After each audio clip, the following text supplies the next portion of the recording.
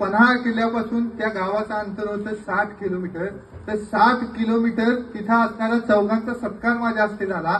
त्यानंतर मी त्यांच्याशी संवाद साधल्यानंतर त्यांनी सांगितलं की आम्ही 60 किलोमीटर न थांबता 4ही जण पळालो आणि ज्योत घेऊन इथपर्यंत पोहोचलो.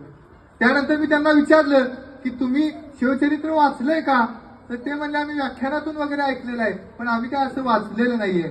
शिवाजी महाराज हा केवळ शब्द नाही, तर तो महामंत्र कसा आहे हे आपल्याला लक्षात येईल.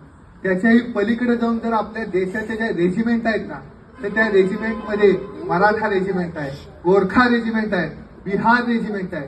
त्याची गोरखा रेजिमेंट आहे, त्याची घोषणा आहे की जय गोरखाली जय महाकाली. बिहार रेजिमेंटची घोषणा आहे बजरंगबली की जय.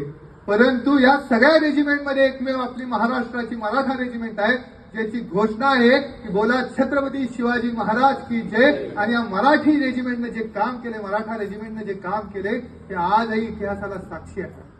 तर शिवाजी महाराज हा महामंत्र आहे आणि या महामंत्राची साधना आपण केली पाहिजे.